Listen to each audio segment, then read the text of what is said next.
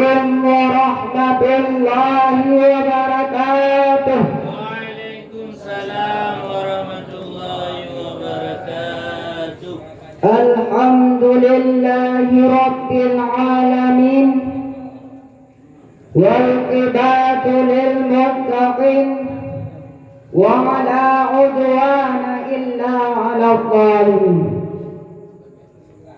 والصلاة والسلام على أشرف الأنبياء والمرسلين وعلى آله وصحبه أجمعين. Amma ba'd. Buat langkah yang pertama, marilah sama-sama kita puja kepada Allah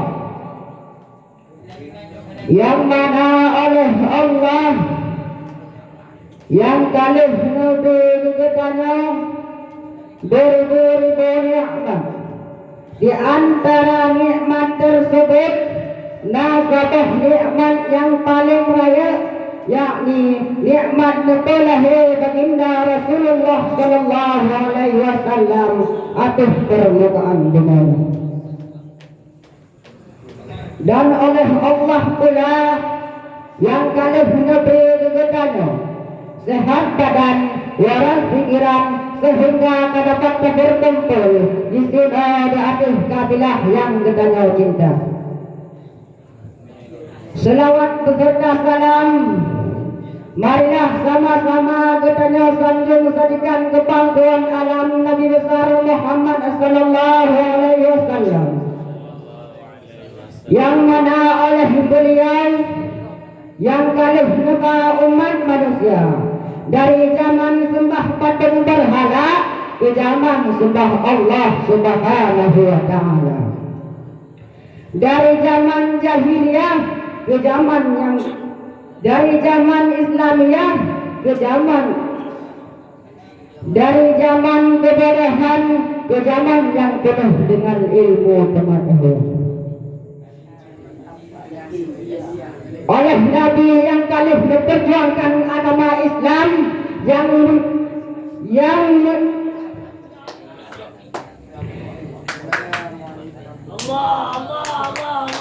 melewati beribu cobaan dan ujian, tapi beliau tidak pernah putus asa dalam mempertegakkan kalimat Islam, yakni la ilaha illallah Muhammadar Rasulullah. Dan kepada tabi'in, ulama mutaqaddimin, ulama mutaakhirin, serta ulama-ulama yang bersabar, yang membangga surah sabat di atas permukaan dunia sebagai sirajul wal munira, lampu penerang bagi kita semua. Kata takzim wal ikraman ulun tuan, terutama sekali kepada Abi Rahmi beserta keluarganya, karena kata Allah Abi Rahmi disampaikan dengan Allah agar dapat membimbing katanya ke jalan yang diridha oleh Allah. Amin amin ya rabbal alamin.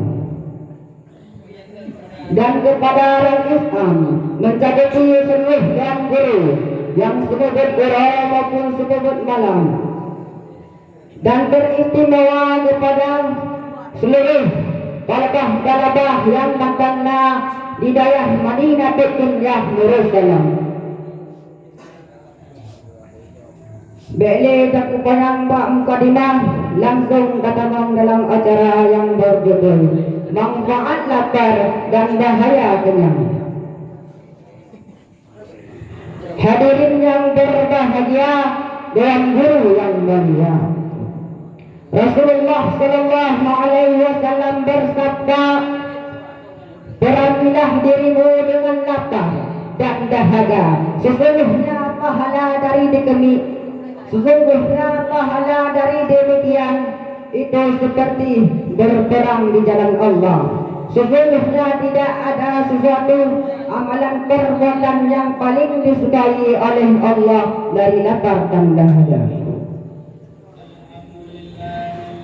beberapa manfaat lapar dan bahaya itu. Yang pertama, orang yang lapar bersih hatinya sehingga dapat mempertajam mata hati. Dengan demikian pikiran menjadi jernih dan dapat mudah memahami sesuatu dengan anak kecil saja. Kalau banyak makan maka ingatannya menjadi lemah dan pemahamannya lambat. Itu yang pertama. Yang kedua, orang yang lapar akan mendapatkan kehalusan hati dan siap menjalankan amal ibadah dengan teguh. Ia siap untuk melakukan banyak zikir. Dengan demikian ia merasakan betapa nikmat dan lezatnya berzikir. Itu yang kedua. Yang ketiga,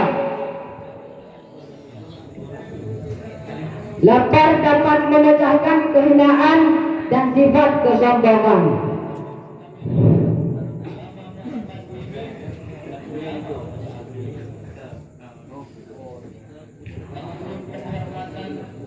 Ketika seorang lapar, maka ia menjadi tenang dan khusyuk kepada Allah. Ia menyadari kehinaan dan kelemahan dirinya sendiri. Hadirin yang berbahagia, Dewan Hakim yang mulia. Hadirin yang berbahagia, Dewan Guru yang mulia. Itu yang ketiga. Yang keempat, dengan lapar seseorang tidak melupakan bencana Allah dan tidak melupakan orang yang menimpa bencana. Sesungguhnya orang yang kenyang akan lupa kepada orang yang menderita kelaparan, lupa akhirat dan lupa dengan akhlak yang baik. Itu yang keempat.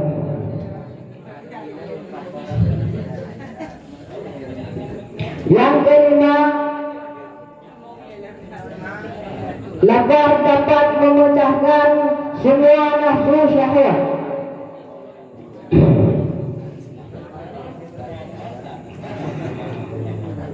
Dan menguasai nafsu yang cenderung untuk berbuat jahat. Sebenarnya sumber dari kemaksiatan adalah syahwat dan kekuatan. Jika syahwat dan kekuatan itu dilemahkan dengan lapar, maka kemaksiatan tidak akan muncul. Yang keenam, manfaat lapar lainnya ada. Salah satu dapat menahan tidur atau paling membuat sedikit tidur.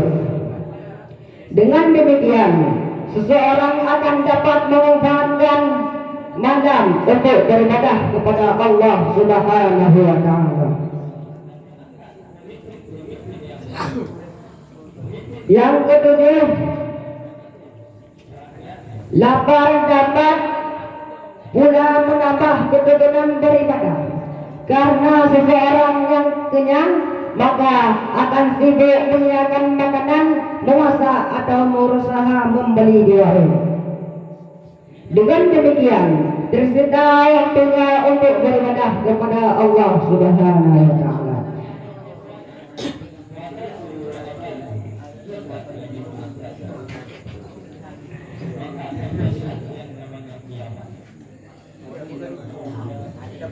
Yang ke-8,